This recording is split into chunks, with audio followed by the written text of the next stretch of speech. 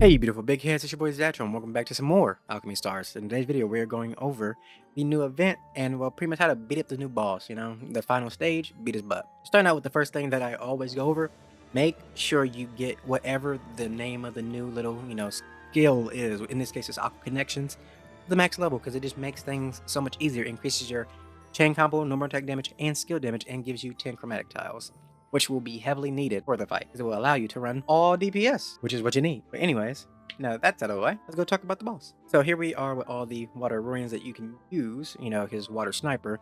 And honestly, this time the boss around is probably the easiest to beat, I would honestly say, because I beat it with literally a full team of low rarity characters slash free to play characters, which is Rainbow Allure, Constantine. I believe I had Vice King Sight, and I had Vic on there just because why not? But I could have easily ran Beretta and it would have been just as fast. And by fast, I mean I literally got it right on the cusp of that 3-turn mark, but I still got all the conditions met. They're literally being buffed up to the bare minimum of 40 with 10 equipment. So yeah, that means it's very easy and very possible. So I tried it with very low characters. But I digress. These are all the characters we have, and the boss really actually doesn't do that much. It doesn't have too many special gimmicks, it just has 2 health bars. That's pretty much it. 2 health bars and he can push you back every so often. Other than that, he really doesn't do much. Now, when it comes to the gimmicks we ourselves possess, we have Compound Chain, which allows all Aurorians in the team to cast all the chain combos for each tier that has been acquired. So as long as the character has 3 tiers, they will launch their chain combo 3 times as long as you get to the max chain. Next up is Military Might. Each time a salvo gun is defeated, the Merman King loses 3% of their maximum health. And last but not least, we have Life Drain, which is each time you kill one of the guns, the team recovers 5% of their max health. So yeah. So when it comes to Vice and Vice King Sight, because we're going to talk about them together, because you can only pick one, you do not want to use Vice King Sight in this fight at all. You're better off with Vice. Even though you could beat it with Vice King Sight if you have some other 6 stars alongside her, you would just be losing out on damage to use Vice King Sight. Because if we go ahead in here and look at how her little skill works, when it comes to her chain combo, you would deal 100% damage once to the nearest target for every 3 consecutive tiles traveled. But the problem is that's it. She doesn't have tiers to her chain combo, which means you can't get the benefits of casting multiple chain combos per tier in this fight, because that's another gimmick in a fight. Since she only has 1 tier, she will only launch her chain combo 1 time, which means you'll lose out on 2 more instances of chain combo damage.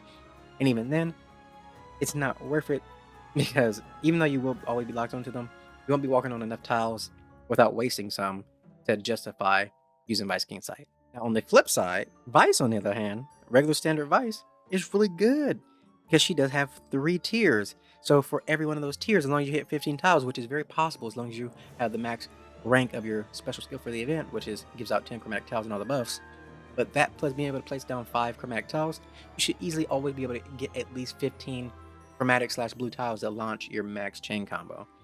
On top of that, if you're lucky enough to get into an area where you have a lot of blue tiles around you, then you can shoot around and possibly kill the enemies on the outer walls, which if you do kill the enemies on the outer walls, you will get healed for it as well.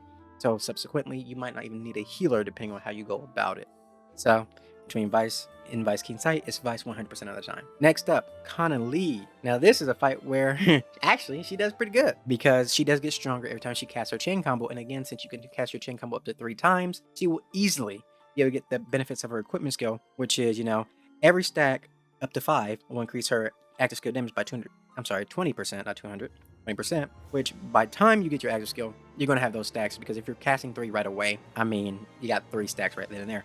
But also, if you already have 5 stacks before using your chain combo, its damage would deal additional damage to the closest enemy, which should always be the boss, because you should always be standing right beside them. So Conelly will do really good in this fight if you do have her. And the bright side is you might not even really have to care too much about her little cooldown situation, because at the 7th and 4th turns, it does take off an additional cooldown. So that will help you as well. Next up, Vic. I wouldn't recommend using him, because Vic does most of his normal attacks from walking on blue tiles, and since there are many chromatic tiles you will be using, even though you will walk over a couple blue tiles, it won't be enough to justify using Vic for him to, hit the boss and or outer enemies, because Vic's targeting is random when it comes to walking on blue tiles, so it's not really worth it. Yes, he will get the benefits of launching his chain combo over and over again, but at the same time, you're losing out on normal attack damage, and the active skill, even though it's alright, it won't do that much because you really can't proc the additional effects that you would like to hit. Beretta. Okay, Beretta caught me off guard with how good she actually was, because she can do a lot of damage. I don't know what it is exactly, but Might be because she's actually for once able to put on so many spears, but not only is she able to put all the spears on the enemy, because the boss is right there beside you. Again, you should always end your chain combo as close to the boss as possible so you can hit them first. But when you use her active skill, he sucks out all the spears that you place on there, so this should be like a last hit kind of thing. It heals you one, but also it does 80 to 120% damage per spear being dragged out of the enemy. So considering you're gonna be launching your chain combo over and over and over, that will be a lot of spears going into the boss, which means he can kind of nuke him. Next, another good boy for this is Flur, because he deals defense ignoring damage. He's literally like Millis Morales because he ignores defense because he about to do his own thing, you know, because ignoring defense is, well, a great thing to do, which will allow Flur to do more damage.